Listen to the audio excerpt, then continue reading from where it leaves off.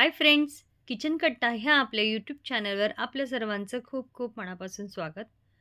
आज आपण बनवत आहोत उरलेल्या भाताची भजी. बऱ्याच वेळेला काय होतं, आपण भात बनवतो आणि राहून जातो किंवा जास्त होतो, त्यामुळे सुद्धा राहून जातो.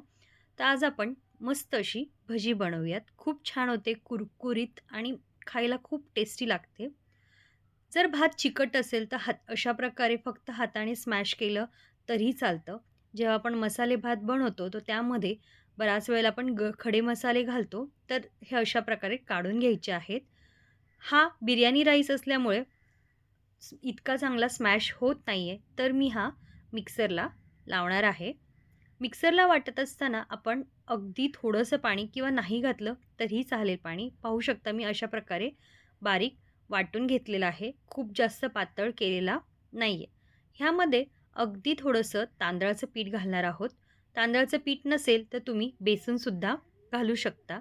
त्यामध्ये थोडेसे धने अशा प्रकारे क्रश करून घालणार आहे. इथे मी थोडंसं चवीनुसार मीठ घातलं होतं, पण तो व्हिडिओ स्किप झालेला आहे. इथे मी बारीक चिरून घेतलेला कांदा घालत आहे आणि बारीक चिरून घेतलेली कोथिंबीर. इथे मी जास्त म्हणजे लाल तिखट, हळद असं वापरत नाही आहे, कारण ऑलरेडी मसाला भातामध्ये सर्व काही आहे. फक्त मीठ थोडंसंच घालायचं आहे, कारण त्यामध्ये आपण तांदळाचं पीठ घातलेलं आहे आणि कांदासुद्धा.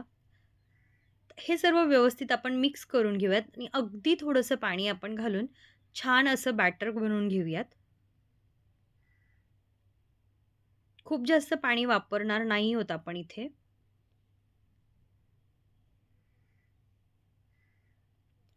मिक्स करून घेतलं आहे. इथे तेल गरम करून घेतलं आहे.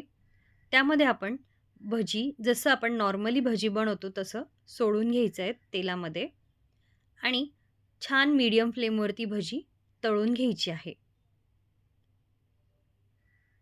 भजी छान तळून रेडी झालेली आहे. मस्त दिसायला तरी क्रिस्पी दिसत आहेत. अशा प्रकारे आपली भजी बनून रेडी झालेली आहे.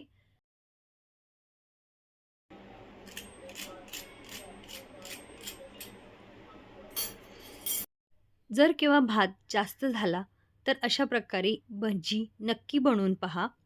माझी ही रेसिपी कशी वाटली नक्की सांगा. आवडली तर माझ्या चॅनलला सबस्क्राईब करा. पुन्हा भेटूया अशाच एका नवीन रेसिपीमध्ये. तोपर्यंत धन्यवाद.